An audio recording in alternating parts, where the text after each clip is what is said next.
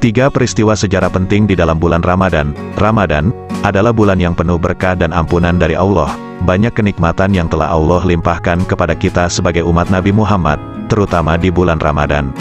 Ternyata ada beberapa peristiwa penting yang terjadi pada bulan Ramadan dalam sejarah Nabi Muhammad. Di antara peristiwa penting tersebut, terdapat kitab suci Al-Quran yang ternyata diturunkan saat bulan Ramadan.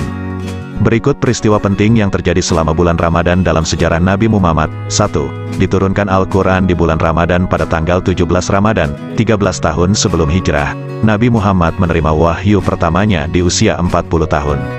Allah mengutus Nabi Muhammad untuk membebaskan manusia jahiliyah dari kesesatan dan kebodohan. Nabi Muhammad sering berkhalwat di Gua Hira untuk beribadah khusyuk selama beberapa hari. Ibadah Nabi di Gua Hira mengikuti tata cara yang dipakai kakeknya, Nabi Ibrahim. Bergembiralah wahai Muhammad, aku Jibril, dan engkau adalah utusan Allah untuk umat ini. Tutur sosok malaikat itu.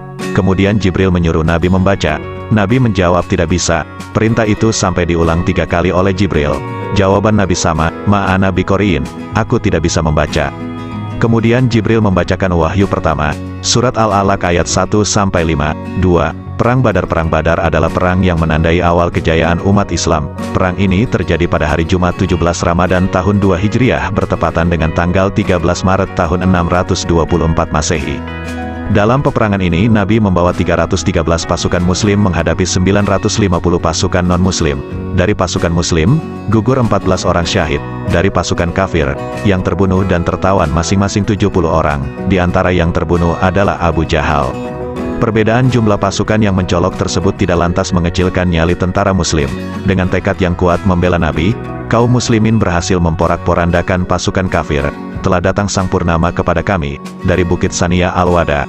Wajib bagi kita bersyukur, selagi orang berdoa senantiasa memanjatkan doa, duhai Rasul kami, engkau datang dengan membawa ketaatan, seruan yang disenandungkan oleh para pemuda di Madinah.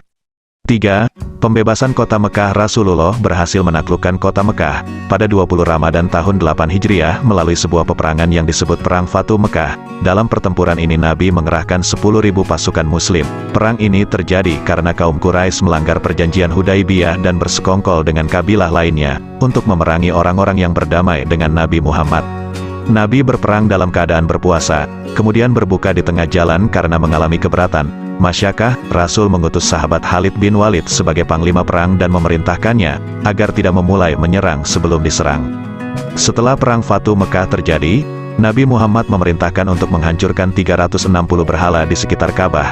Kaum kafir Quraisy yang sudah takluk tidak berdaya harap-harap cemas. Mereka yang dahulu menyakiti, mengusir dan berencana membunuh Nabi menunggu keputusan beliau memperlakukan mereka. Bisa saja Rasul membunuh mereka, namun dengan belas kasihnya yang luas, beliau memaafkan dan membebaskan mereka. Pergilah, kalian bebas, kata Nabi Muhammad.